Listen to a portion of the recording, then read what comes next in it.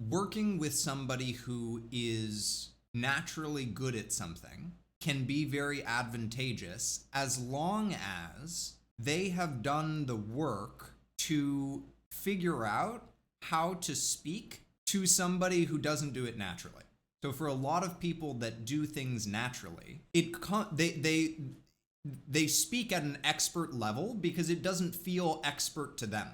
The things that they think are basic are actually quite complex for other people. And this is something that a lot of people that are trying to like start their own business run into, which is that as they start talking about it, they are, presumably experts on the topic of, whatever business they're trying to start. And so what ends up happening is that they are speaking at like a 10 when they need to be speaking at like a 3. And so it actually requires a lot of like active work to figure out, oh, these things that I think everybody knows, people don't actually know, and I need to be explicit about those. And that was a process that I had to go through, not just with being naturally resistant to shame. This is a process that I had to go through for like some combination of like emotional intelligence and interpersonal interaction in general. Because when I was growing up, I did think that everybody could do this, that it was just, I honestly thought that the like skills that I had were useless because I was like, yeah, sure, I can talk to people good, but I can't like, paint a beautiful painting and put it up on Etsy. And I thought that my skill was useless. And I remember this conversation that I had with a friend of mine where I said that to him essentially. And he said, dude, if you're super good at, cutting through the crap and like getting right to the core of an issue, that is a skill that will serve you in every single, like in any job that you decide to go into, in every single field that you ever go into. That sort of stuck in my brain for a while. And I thought about it a lot. And it is a big part of what allowed me to go into coaching because I was like, oh, this actually has value, like in and of itself. Because for a long time, I have this experience with clients all the time now, where they think that their sensitivity, which I think is what I have. I think I have sensitivity. I think I'm sort of highly attuned to what is going on for people.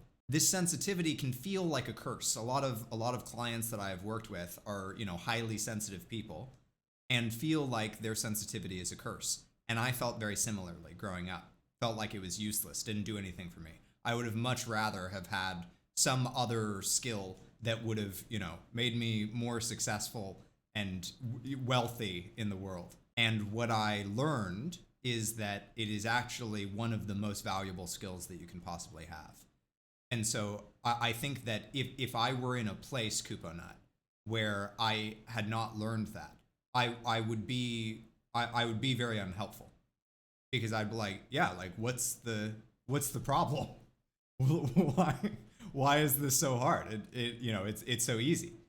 But I have learned how valuable a skill it actually is and heard from so many people how much of a struggle it actually is and done so much like study essentially in working with people and hearing what it is like, what they go through.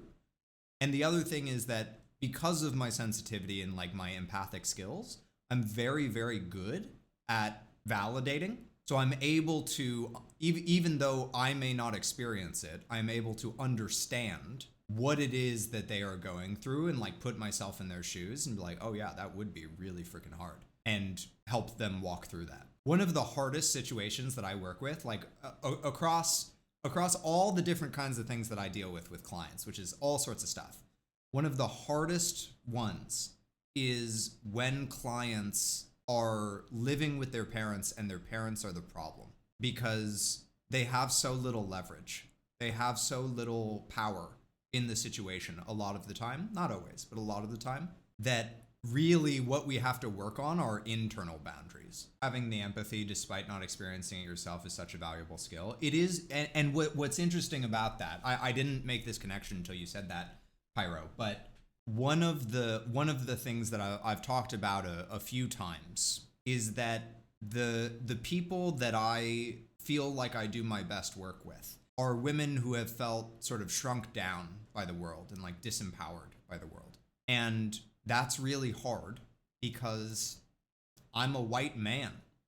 And a lot of women, rightfully so, aren't so keen on white men in a one-on-one context. Amazing work happens. Amazing, beautiful work happens. I don't believe, and this belief comes from experience, that just because somebody has not had an experience doesn't mean that they can't speak on a topic.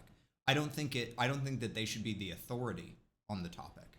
But in none of my work do I consider myself to be an authority. I consider myself to be of service. Go out and try this stuff. And if it works for you, great. And if it doesn't, throw it away.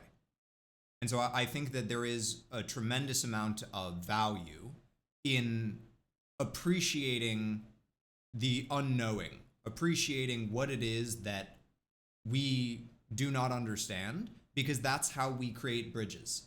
If we only speak on topics that we have direct experience in, what ends up happening is that people get siloed.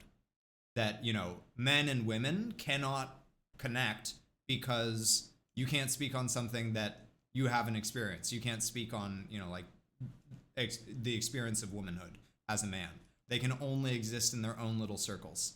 And so healing cannot occur across groups, which I think is a huge part of what the problem that we're experiencing today. So because you have high sensitivity and can attune well to others, you're able to come to understand their problem and the experience of it well enough to help them navigate it, even if you didn't experience the same problem yourself. Correct. And I mean, that is true in a lot of the coaching that I do.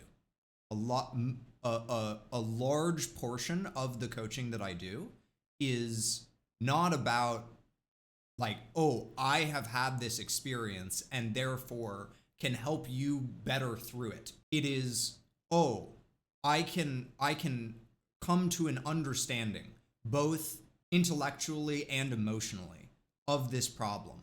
And I can help you walk through how to navigate that whole that you're going through. Technical term, by the way. Technical term. And what's interesting is that I know that a lot of coaches talk about how they do better work when they have experienced the things themselves. And that has not been my experience. It's not that I do worse work necessarily. I just haven't noticed. Like I tend to keep a pretty close eye on outcomes, because that's, I think, one of the issues in mental health today is that there is a lack of accountability.